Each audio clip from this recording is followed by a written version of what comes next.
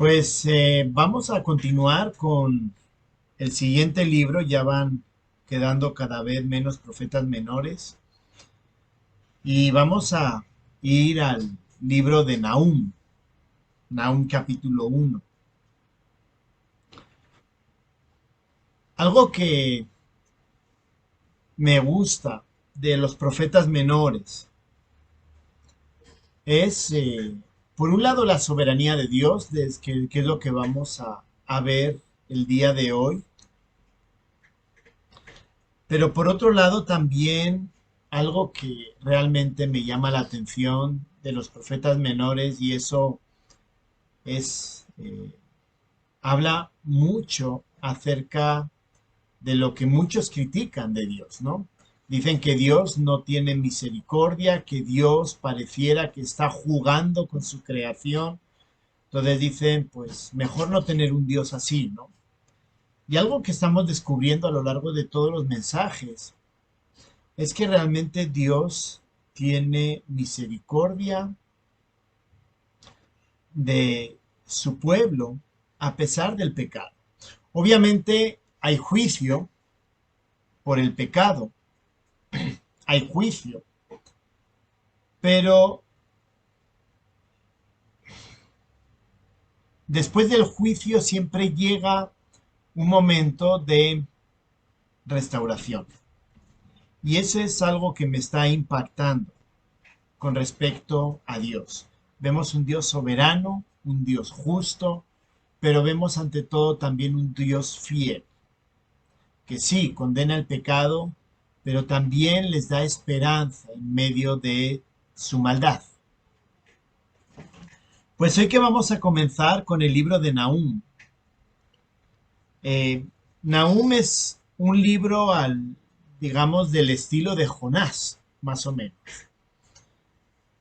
Jonás fue escrito más o menos en el 750, más o menos 760. Jonás es un libro muy particular donde vemos que da un mensaje a un pueblo pagano, que son los ninivitas. Entonces resulta bien sorprendente porque hasta, digamos, lo que hemos conocido normalmente de los profetas es que ellos profetizan al pueblo, a Israel y a Judá. Pero Jonás tiene esa particularidad. Y Nahum está escrito como aproximadamente 100 años después, más o menos se estima que puede estar entre el 612 y el 663, realmente no se sabe exactamente, más o menos es en esas fechas. Está también eh, predicado a Nínive. Así que tenemos dos profetas que predican contra Nínive. Y si recordamos acerca de Jonás, en Jonás vimos a Dios teniendo misericordia de ellos, ¿no? Porque se arrepienten. Y Nahum, pues justamente va a ser un mensaje contrario, ¿no? Un mensaje ya de juicio contra ellos. Nahum significa consolación o aliento, ese es el nombre del autor. Acerca de Nahum no hay mucho, ¿de acuerdo? Solo hay una pequeña cita acerca de él, y es en el capítulo 1, verso 1, que dice, libro de la visión de Nahum de Elcos, ¿no? Entonces, hay varios Elcos, pero se entiende que es de Judá, pues obviamente ya Israel en esa época ya no existía. Israel había sido conquistado en el 712 antes de Cristo, con lo cual estamos entre 610, 660, con lo cual ya no existe Israel como tal. Entonces Elcos, si es Nahum, tiene que ser de la tribu de Judá. Como les decía, más o menos entre el 612 y el 663 antes de Cristo, y el motivo es que en el 612 Nínive cae. Nínive cae y es destruida, con lo cual no puede haber un mensaje contra Nínive posterior. Y el 663, porque si vamos al capítulo 3, verso 8, habla acerca de Tebas. ¿Eres tú mejor que Tebas, que está sentada junto al Nilo, rodeada de agua? Y eh, la caída de Tebas, eh, pues más o menos se da sobre esa fecha. Entonces, Nahum está escrito para Nínive, es un mensaje directo para Nínive de juicio y es palabras proféticas, no es, recordemos, ni contra Israel que ya no existe, ni contra Judá, sino contra la propia Nínive. Y recordemos que eh, a Judá le cae más o menos en el 604, más o menos, antes de Cristo, así que también estamos en un periodo ya próximo a la caída de Judá. Entonces, más o menos con esta contextualización, pues tengamos dos cosas bien claras. Uno, es el segundo libro que se escribe contra Nínive. El primero fue Jonás, el segundo es Nahum. En el primero hay arrepentimiento, hay misericordia por ese arrepentimiento, pero 100 años después viene el juicio contra ellos. Así que vamos a leer Nahum capítulo 1. Solo tiene 3 capítulos, es un libro muy breve. Entonces, vamos a leerlo y vamos a ir viendo qué es lo que el Señor nos enseña. Nahum capítulo 1, verso 1. Profecía sobre Nínive, libro de la visión de Nahum de Elcos. Jehová es Dios celoso y vengador. Jehová es vengador y lleno de indignación. Se venga de sus adversarios y guarda enojo para sus enemigos. Jehová es tardo para la ira y grande en poder, y no tendrá por inocente al culpable. Jehová marcha en la tempestad y el torbellino, y las nubes son el polvo de sus pies. Él amenaza al mar y lo hace secar, y agosta todos los ríos. Basán fue destruido y el Carmelo, y la flora del Líbano fue destruida. Los montes tiemblan delante de él, y los collados se derriten. La tierra se conmueve a su presencia, y el mundo y todos los que en él habitan. ¿Quién permanecerá delante de su ira? ¿Y quién quedará en pie en el ardor de su enojo? Su ira se derrama como fuego, y por él se hienden las peñas. Jehová es bueno, fortalece en el día de la angustia y conoce a los que en él confían. Mas con inundación impetuosa consumirá a sus adversarios, y tinieblas perseguirán a sus enemigos. ¿Qué pensáis contra Jehová? Él hará consumación, no tomará venganza 2 veces de sus enemigos. Aunque sean como espinos entretejidos y estén empapados en su embriaguez, serán consumidos como hojarasca completamente seca. De ti salió el que imaginó mal contra Jehová, un consejero perverso. Así ha dicho Jehová, aunque reposo tengan y sean tantos, aún así serán talados y él pasará. Bastante te he afligido, no te afligiré ya más, porque ahora quebraré su yugo de sobre ti y romperé tus coyundas. Mas acerca de ti mandará Jehová que no quede ni memoria de tu nombre de la casa de tu Dios. Destruiré escultura y estatua de fundición. Allí pondré tu sepulcro, porque fuiste vil. He aquí sobre los montes los pies del que trae buenas nuevas, del que anuncia la paz. Celebra, oh Judá, tus fiestas, cumple tus votos, porque nunca más volverá a pasar por ti el malvado. Pereció del todo. Bien, tenemos aquí el primer capítulo de Nahum y vemos que en este capítulo de Nahum está hablando acerca del juicio contra el pueblo de Nínive. Pero está hablando del juicio porque Dios es un Dios justo. Es interesante que Nahum comienza, para hablar del juicio, comienza describiendo quién es Dios. Y cuando hablamos del pecado, creo que es algo que muchas veces nos falta o se nos olvida. A veces pecamos, pecamos de forma intencional. A veces dejamos que la tentación que revolotea se pose sobre nuestra cabeza y creo que muchas veces es porque nos olvidamos o desconocemos quién es Dios. Cuando comprendemos que Dios es un Dios santo, Dios es un Dios justo, en medio de una tentación, si lo tenemos presente, vamos a tratar de recordar y entonces vamos a hacer el esfuerzo por vivir según la santidad del propio Dios.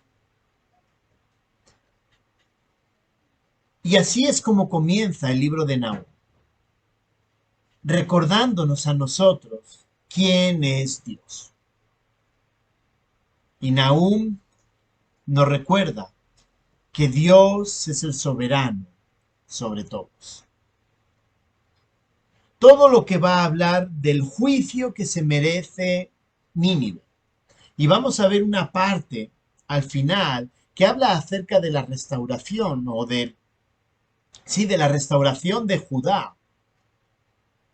Vemos que lo que el profeta está haciendo es presentar a este Dios santo, a este Dios soberano, a este Dios justo y a este Dios fiel.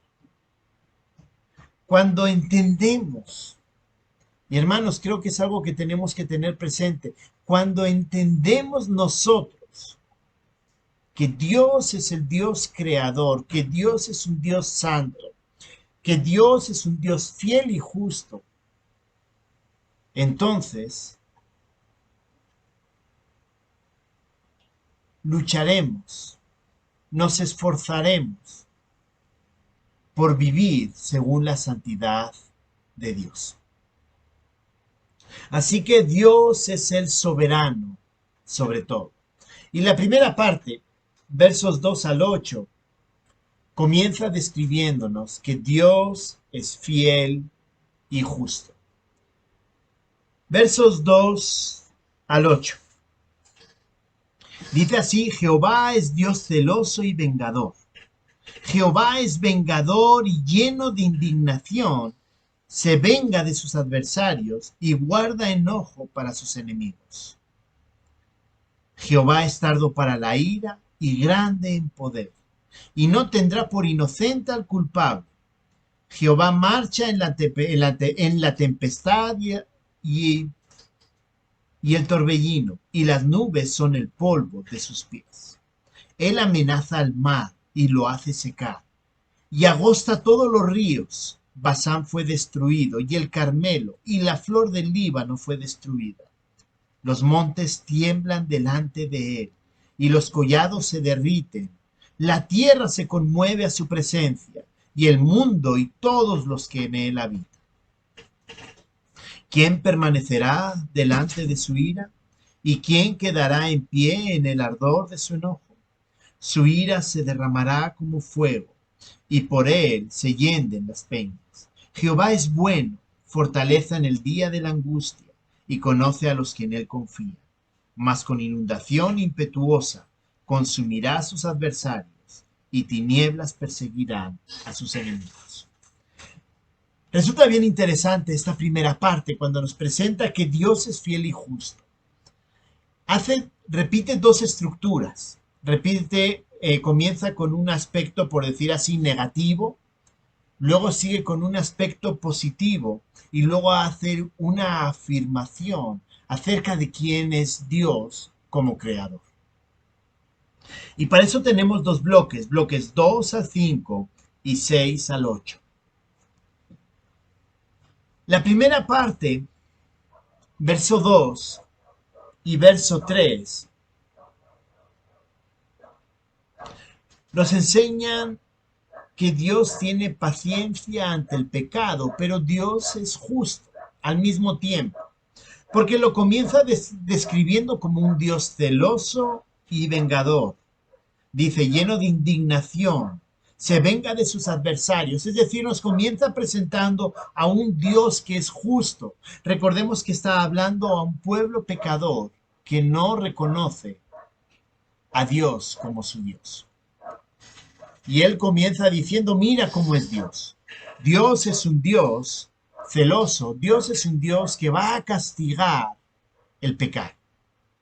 Así que dentro de la soberanía de Dios, Dios es un Dios justo. El pecado se merece toda retribución y por eso Dios es justo. Tu pecado y mi pecado se merece la retribución. De la misma forma que los pecados de los ninivitas se requieren y merecen recibir la retribución. Pero si hemos visto que en el verso 2 habla de ese Dios justo, castigador, el verso 3 también habla acerca de la misericordia de Dios ante el pecado. Jehová es tardo para la ira y grande en poder, y no tendrá por inocente al culpable. Jehová marcha la tempestad y el torbellino.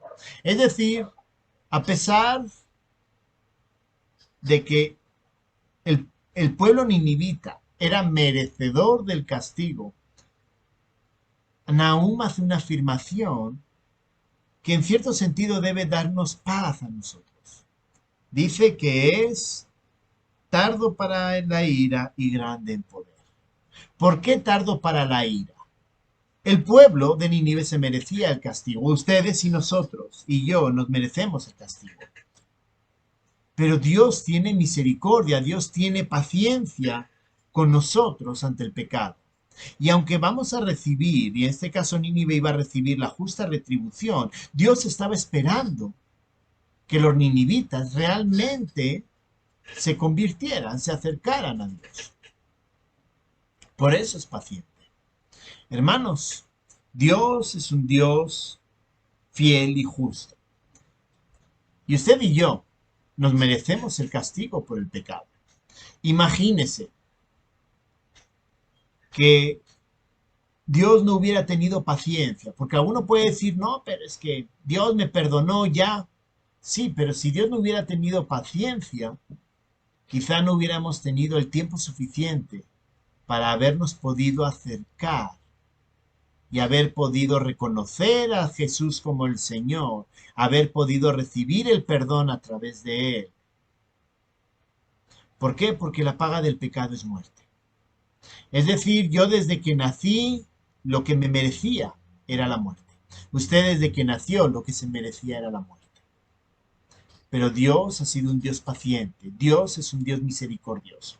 Y Dios fue un Dios paciente con Nínive. Y Dios ha sido paciente con nosotros. Y aún Dios sigue siendo paciente con nosotros. Piense hoy en esos pecados que usted ha cometido. Pensamientos, actos, palabras. Palabras que quizá han herido a otros. Pensamientos que quizá no han herido, pero son pensamientos pecaminosos, porque tienes un deseo que no debes de tener. Quizá desobedeciste a tus padres. Quizá no te mandó a apagar la consola, la computadora, la televisión y no la apagaste en el momento que debías de apagar. Hermanos, esos son pecados. Y por ese pecado, el castigo justo es la muerte. Pero Dios sigue teniendo misericordia de cada uno de nosotros. Dios la tuvo con Nínive, pero llegó un momento en el cual ya juzgó. Dios tiene paciencia con nosotros. Y aunque hemos sido perdonados para la vida eterna, la idea no es que en esta vida le pongamos juguemos a ver hasta dónde va a aguantar Dios. Dios va a castigar nuestro pecado aquí. Aunque tengamos la vida eterna, seguimos pecando y seguimos ofendiendo a Dios y debemos de buscar el perdón. Debemos de buscar otra vez restaurar la relación. Hermanos,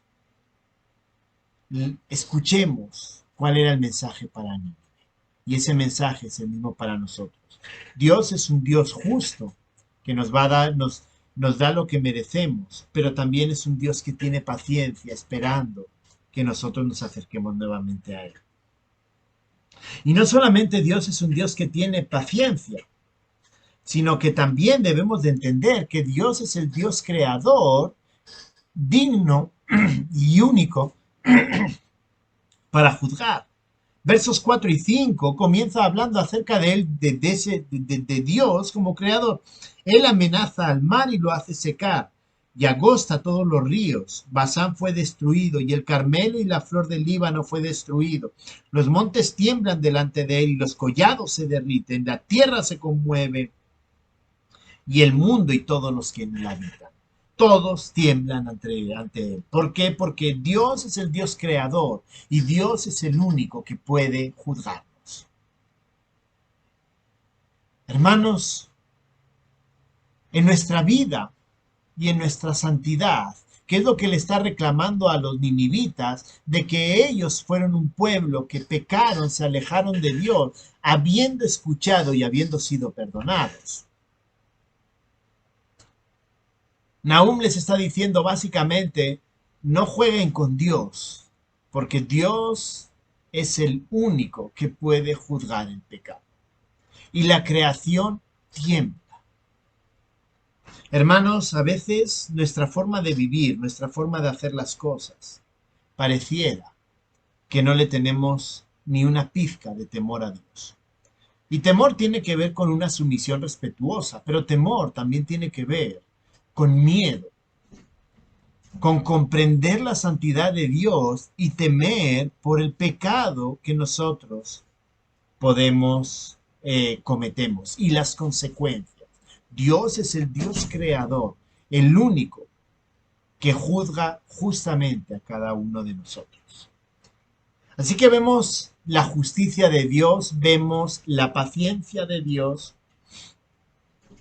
pero del 6 al 8 seguimos viendo que Dios es justo con los que confían en Él. Dice, ¿quién permanecerá delante de su ira y quedará de pie en el ardor de su enojo? Dice, su ira se derrama como fuego y por él hienden las peñas. O sea, es decir, Dios es un Dios que va a juzgar el pecado con ira. Pero dice, Jehová es bueno, fortaleza en el día de la angustia y conoce los que en él confían. Conoce los que en él confían. Él es bueno y él conoce a aquellos que confían en él. Y luego vuelve a repetir, verso 8, más con inundación impetuosa consumirá. Pone como una estructura. Dios es un Dios que va a juzgar, pero ojo, Dios sabe quién confía en él. Pero cuidado, Dios es un Dios que va a juzgar. Así que en medio del juicio por el pecado, Dios como juez, un creador que Él es juez de su creación, también hemos visto que es un Dios paciente, misericordioso y es un Dios fiel con aquellos que confían en Él. Hermanos, Dios es un Dios que es bueno con nosotros. Nosotros que confiamos en Él, Dios es un Dios bueno y es un Dios que nos conoce. Y eso nos debe de dar paciencia, eso nos debe de dar alegría, eso nos debe de dar paz, más que paciencia, paz, porque sabemos que Dios reconoce a aquellos que son sus hijos. Así que podemos entender que Dios es un Dios que va a juzgar, pero si realmente nosotros somos hijos verdaderos, hijos que amamos y que nos esforzamos por vivir en santidad y que tratamos de agradar a Dios, Él dice, yo te conozco como hijo. Y en ese yo te conozco, Él también tiene paciencia con nosotros. Hermanos, Dios nos invita a que de todo corazón realmente estemos cerca de Él, a que realmente le busquemos, que nos identifiquemos como hijos suyos. Dios es un Dios fiel y justo. Y eso es algo que nos debe de ayudar y que también nos debe de hacer entender cuál es la santidad de Dios. Dios va a juzgar, pero Él quiere que realmente nosotros le busquemos de todo corazón, con sinceridad. Y entonces Dios es un Dios fiel. No le buscamos la fidelidad pensando en, uy, así ya me voy a salir. No. La relación estrecha con Dios es a través de la muerte de Jesucristo en la cruz. Pero como respuesta a la obra de Cristo, nuestro deber, nuestro deseo debe ser buscarlo a Él y vivir con fidelidad. En segundo lugar, Dios es soberano sobre todo. Y en primer lugar, en lo que hemos visto, el primer punto es que Dios es fiel y justo. El segundo punto es que nadie puede oponerse a Dios. Versos 9 al 11. ¿Qué pensáis contra Jehová? Él hará consumación, no tomará venganza 2 veces de sus enemigos. Aunque sean como espinos entretejidos y estén empapados en su embriaguez, serán consumidos como hojarasca completamente seca. De ti salió y de ti salió el que imaginó mal contra Jehová, un consejero perverso. Estos 3 versículos resultan realmente sorprendentes por la afirmación que hace. Y es con una pregunta, ¿cómo comienza el verso 9? ¿Qué pensáis contra Jehová? Es decir, Nínive, tú que has pecado, te has apartado y le está hablando a él, a esa ciudad. ¿Qué pensáis? ¿Pensáis que vais a poder hacer algo? ¿Pensáis que podéis resistir a Dios? No lo puedes hacer. ¿Por qué? Porque Dios es el soberano sobre todo. Dios es ese soberano que es fiel y justo y nadie puede oponerse a él.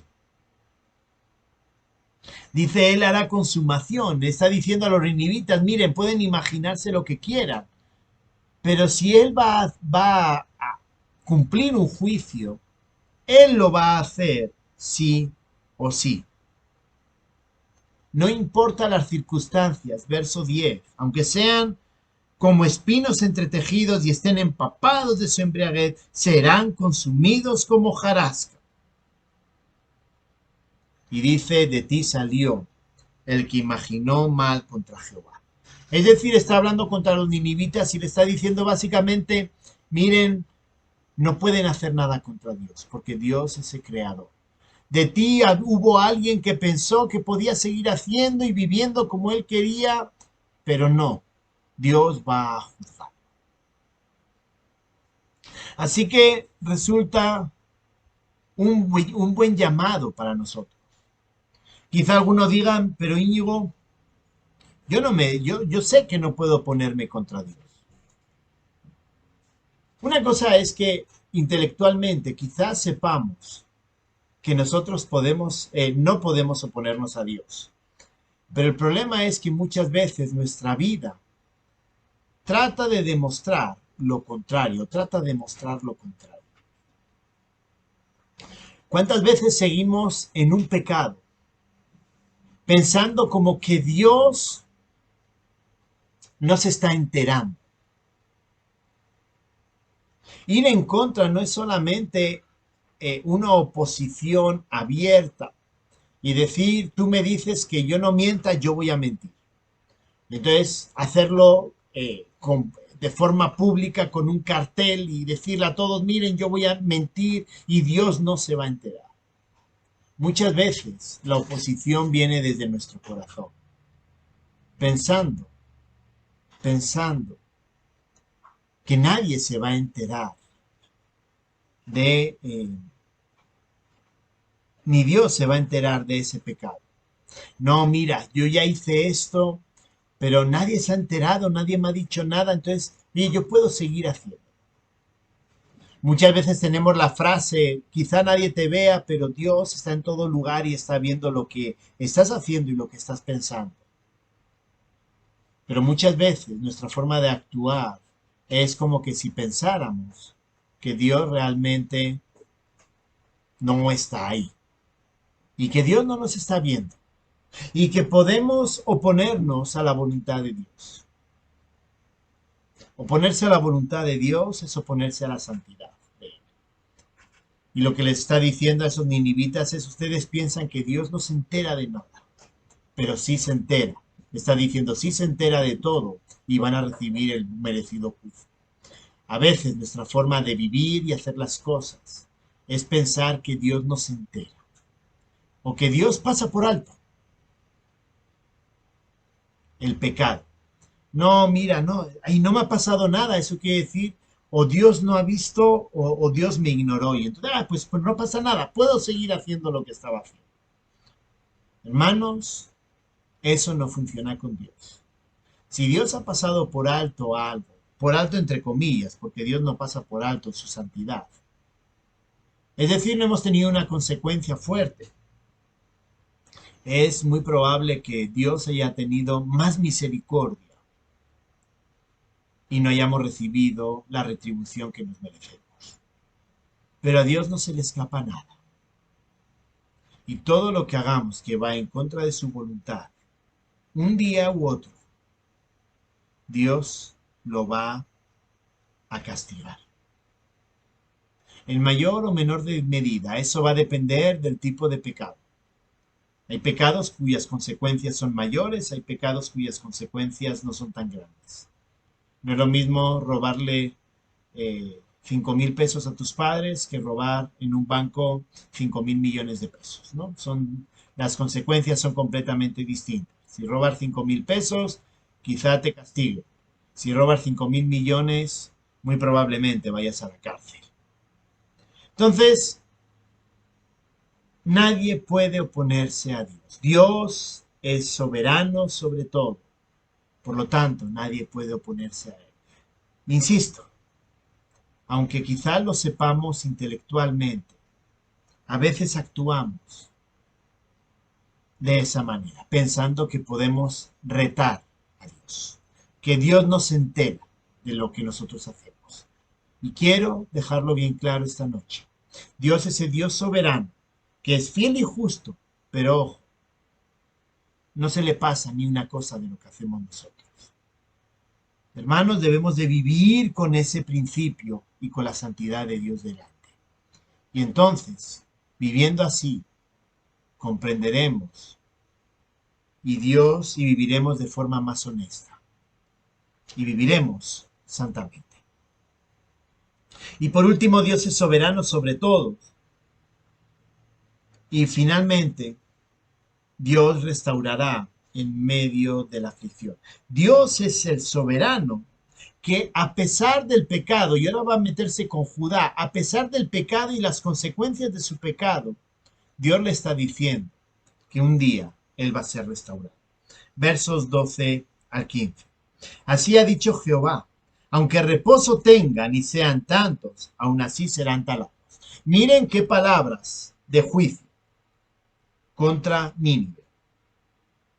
Es decir, no les está pasando a los ninivitas nada, pero Dios dice, algo les va a pasar, y Él pasará. Bastante te ha afligido, no te afligiré ya más. Porque ahora quebraré su yugo de sobre ti, Y ahora sí le está hablando a Judá. Es decir, Nínive, el imperio asirio en aquel entonces, eh, porque luego ya es Nabucodonosor, que es quien conquista el imperio babilonio, pero en aquel entonces es todavía el imperio asirio. Dios está hablando de juicio contra Asiria. Y Dios le está diciendo a Judá, básicamente, ahora te están presionando, te está yendo mal, pero yo voy a actuar, ¿no? Porque ahora quebraré su yugo sobre ti y romperé tus coyunturas. Mas acerca de ti mandará Jehová que no quede ni memoria de tu nombre. De la casa de tu Dios destruiré escultura y estatua de fundición. Allí pondré tu sepultura, porque fuiste vil. Así que primero, aunque ahora pareciera que no pasa nada, Dios va a juzgar. Y entonces dice, y he aquí sobre los montes los pies del que trae buenas nuevas, del que anuncia la paz. Celebra, oh Judá, tus fiestas, cumple tus votos, porque nunca más volverá a pasar sobre ti, por ti el malvado, pereció del todo. Y entonces le dice a Judá que como iban a ser destruidos completamente a Siria, ellos iban a ser liberados. Así que es un mensaje de juicio contra Nínive, pero también de esperanza contra Judá. Vas a ser liberado. La pregunta es si nos acordamos, si nos recordamos de los últimos reyes. Hay un par de ellos en el año 600, más o menos, en el siglo VII antes de Cristo, que son reyes, hay alguno que es un rey bueno, y Dios por ese rey bueno, Dios tiene paciencia, pero el juicio va a llegar. Entonces, ese mensaje está siendo escrito hacia ese pueblo que básicamente iban a tener un tiempo de paz. Hermanos, ¿qué podemos hablar acerca de este Dios soberano? Y es que en medio del pecado, Dios también tiene paciencia y Dios nos da paz. Dios juzga el pecado y Judá se merecía también el juicio. Pero en medio de todo el pecado de Judá, Dios primero va a actuar contra Siria y también va a darle un respiro y esperanza al pueblo de Judá. En medio del pecado, Dios tiene paciencia con nosotros. Dios ya nos ha regalado. La diferencia es que Dios ya nos ha regalado a nosotros nuestra esperanza. A través de la obra de Jesucristo, nosotros tenemos la esperanza definitiva. Es la eternidad con Él. Dios nos la ha regalado. En medio de nuestra vida, en medio de nuestro pecado, en medio de nuestra falta de santidad,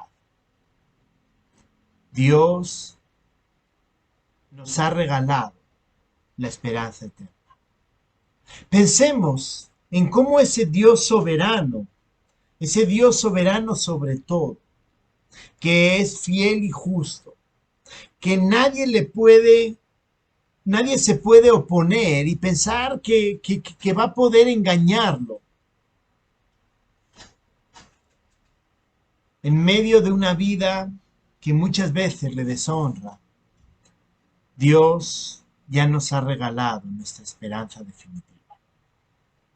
Hermanos, debemos de sentirnos privilegiados. Israel, Judá ciertamente no estaba viviendo tampoco de la mejor manera. Pero a pesar de ello, por esos reyes buenos, Dios le da un respiro a la tribu de Judá. Hermanos, a pesar de nuestro pecado, Dios nos da esperanza. Y vuelvo a insistir, hermanos, Nuestra esperanza está en la obra de Jesucristo. Uno, tenemos esperanza eterna. Dos, si hemos pecado, podemos acercarnos al Señor, al sumo sacerdote, para confesar nuestro pecado y para recibir el perdón y la misericordia. Dios es un Dios soberano y en su soberanía nos regaló a su Hijo para poder tener nuestra posición como hijos de Él. Así que hermanos, a partir de hoy, a partir de ya, pensemos en ese Dios soberano. Pensemos que Dios es un Dios fiel y justo. Es un Dios paciente con nosotros. Y es un Dios que no se le escapa nada. Pero es un Dios que también nos regaló a su Hijo para que nosotros pudiéramos acercarnos a Él. Hermanos, tenemos ese gran beneficio. No pensemos que Él no sabe nada de lo que hacemos. Y sabiendo eso, si hemos pecado, confesemos el pecado y vivamos en esa esperanza que tenemos. Hermanos, es un gran privilegio ser hijos de este soberano.